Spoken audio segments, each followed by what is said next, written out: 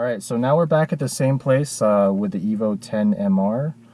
So this is a 2010 model, right? Right. And you bought this thing brand new back in 2010. Correct.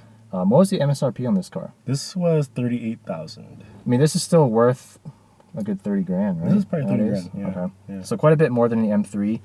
I mean, just sitting in the car, I can tell it's newer. Everything hasn't worn out as much. But in terms of the plastics that they use and the overall design of the interior, you can tell they only really focused on the parts where the driver really interacts while driving. So the steering wheel feels really nice. It feels premium. The magnesium paddle shifters are great.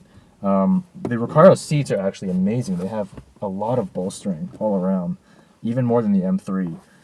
But then wherever you look elsewhere, it's, you know, cheap plastics, you know, kind of glossy surface. That's the point of the Evo, though. Like, you're not paying for the interior, you're paying for the performance. Yeah, so I bought the car as sort of a graduation gift from business school. I realized I forgot that I'm not 25 anymore, and I thought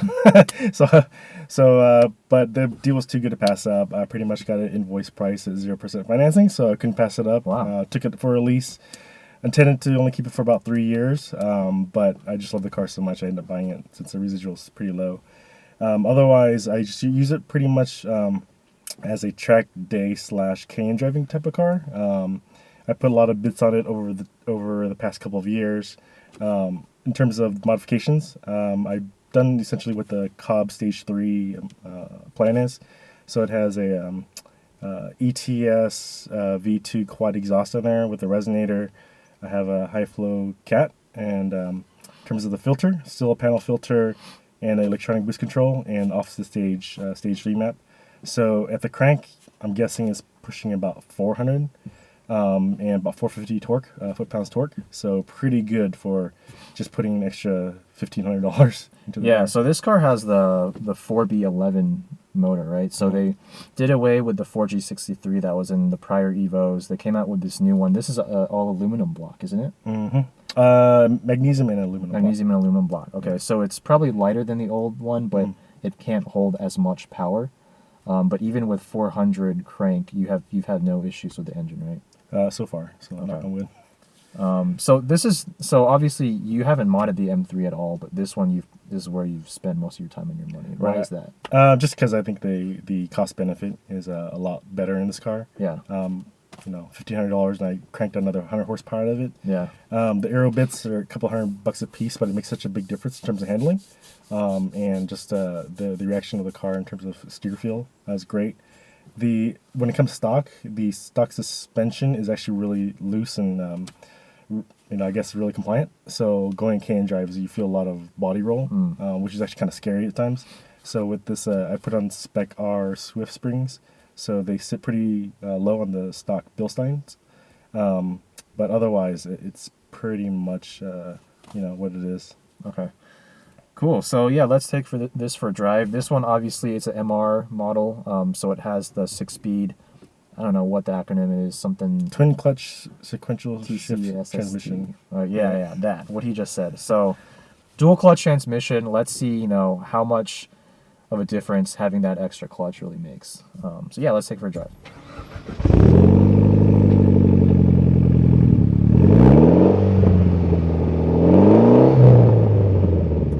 So right away, this feels like a much bigger car than the E46 M3. In fact, it only weighs a little more, I think, in the 35 to 3,600 pound range. But physically, it's just a much bigger car. I mean, even the hood feels longer. The seat is not adjustable in terms of height. And for me, I do feel like I'm sitting pretty low in it, which personally I like. But if I was any shorter, I feel like it would be hard to kind of see out from over the car. So another thing that you notice right away when you start driving this car next to the E46, not that the E46 steering rack is slow by any means, but this one is insanely quick. So again, there's no dead zone off center, and even if you turn it 1 degree, the car will change its direction significantly. It really doesn't feel like a 3,500 to 3,600 pound car at all. It feels like it's a 3,000 pound car. And I'll say the steering characteristics really changed after I put the front splitter on. Okay, so even you were telling me earlier, even at normal speeds, you can really tell. Right. Even the front and rear aero makes a big difference. Huge difference. And the second thing you notice with this car is the transmission is just light years better than the SMG2. And what I mean by that is not only are the shifts a lot quicker since it is a dual clutch, it also is a lot smoother. For a relatively old dual clutch, I mean, this has been around since, what, 2008? Mm-hmm. It feels just as good as some of the more modern DCTs I've driven recently. This one is only a 6-speed, so you don't get that extra 7th speed that you do in some of the newer cars. Downshifts are very immediate and snappy, and you don't get any kind of jerkiness with the upshifts either. And I think Mitsubishi has also programmed this transmission so that even in automatic mode, it will downshift for you as if you were driving a manual car and you want to engine brake. Even if you're not driving that hard, just braking lightly, it will actually downshift all the way down to second, sometimes even first gear, I think. This obviously has the fixed paddles, so when you're turning the wheel more than about 45 degrees, you can't just keep your hand at the 9 3 grips and expect to be able to find the pedal. You actually have to move your hand down. So this car in stock form made, what, 291 horsepower? Right. Around 300 foot-pounds. Uh-huh.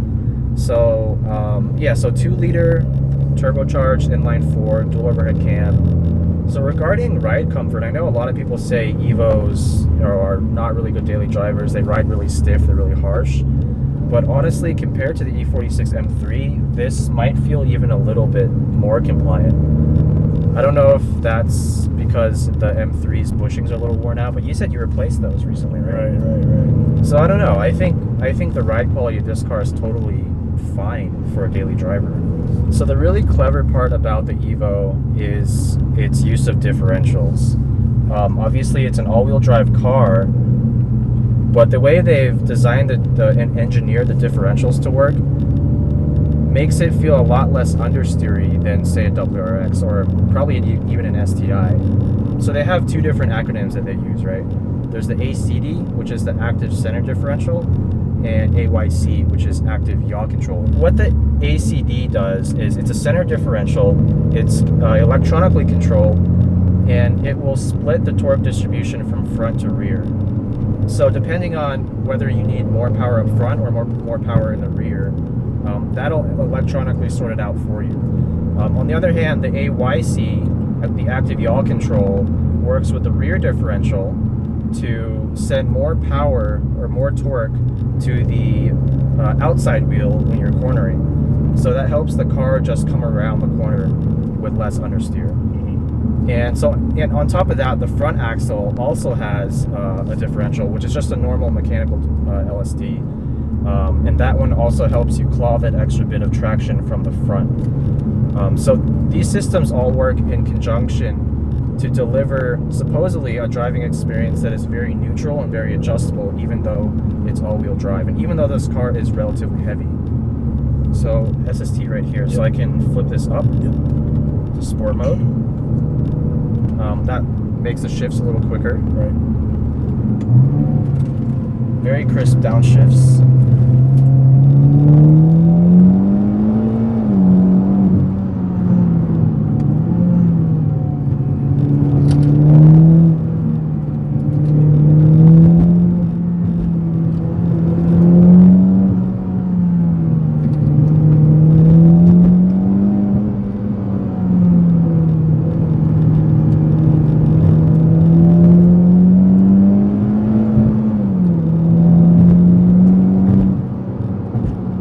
Yeah, the way that you're able to get on the power in corner exit is ridiculous. Like, I feel like I can just mash the throttle even before I hit the apex. So basically you can feel the AYC, the rear differential in the back, sending extra power to the outside wheel to counteract any understeer that the chassis and the car inherently might behave.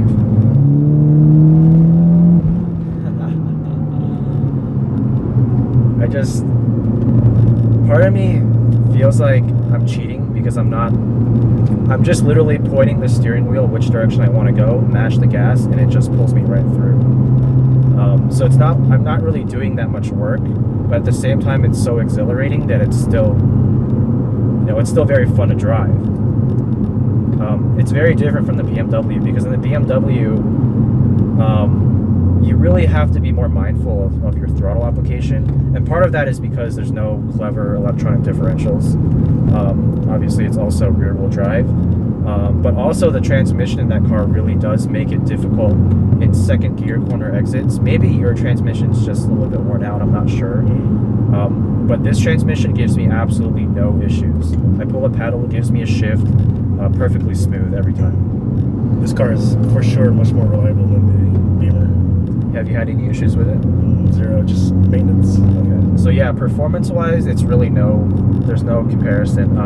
Obviously, this one with its tune has a lot more straight line performance, but I believe even if it had completely stock power, stock everything, just the way the differentials work lead me to believe that this car would leave an E46 for dead. Now that being said, this engine does sound like a 2-liter 4-cylinder with a turbo.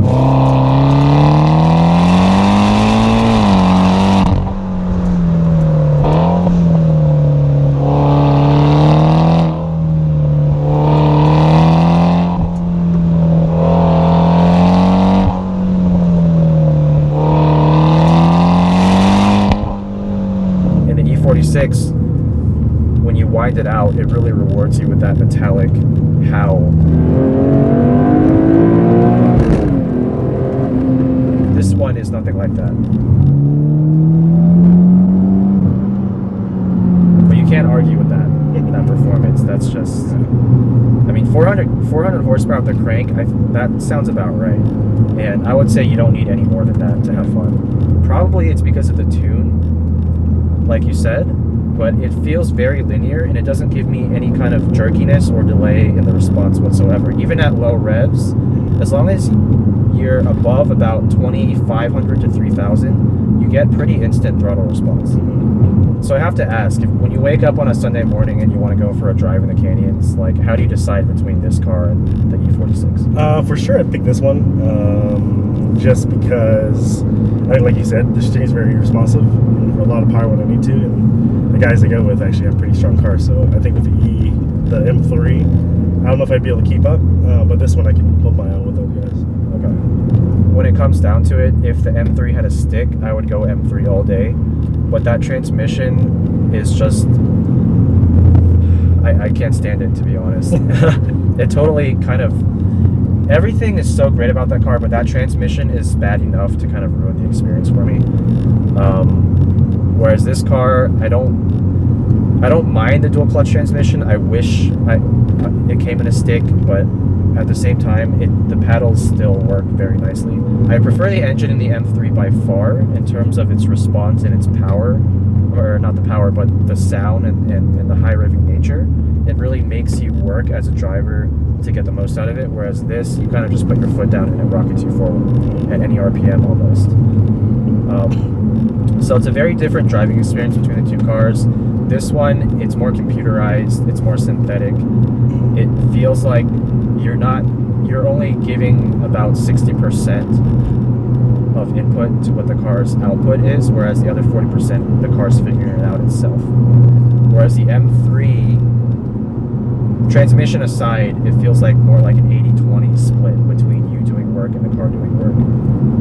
I guess it's a good point. I think if you ask what kind of experience I'd want to have, like during that time I go out, this is very much a keep up with the fast cars without sweating too much. Without sweating too much, does a lot of things, do a lot of work for you. But I think in terms of maybe pure driving experience, probably the M3. But if you had to get rid of one, I'm guessing you would get rid of the M3, right? Oh, good question.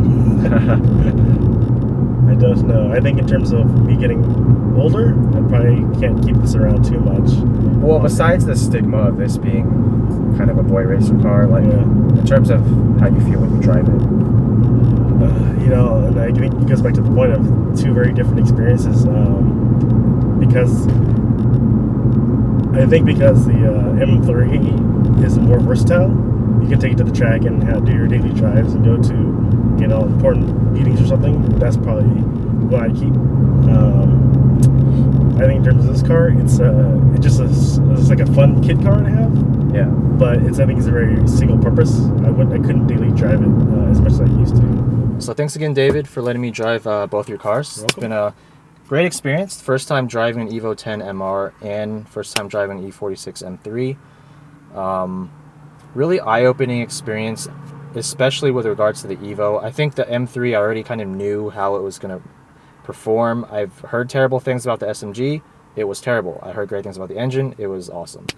With this car, I heard all the great things about the clever differential systems, but in practice, when you actually experience it, it's still pretty mind-blowing. I can't believe this car weighs over 3,500 pounds. I'm really excited to drive a GTR now. I've never driven one, but a lot of people say that's kind of like the bigger dad of this car in the way that it handles and the way that it just brute forces its way through corners. So I am planning to drive one of those relatively soon, so look forward to that. And also, I really enjoy making these comparison videos. I feel like it adds another dimension to the review, because when you're just reviewing one car, you're not really setting a reference point. But with back-to-back driving cars, it's really more eye-opening that way. So thanks for watching this video. If you like my channel, please subscribe and leave me any comments, and I'll see you guys next time.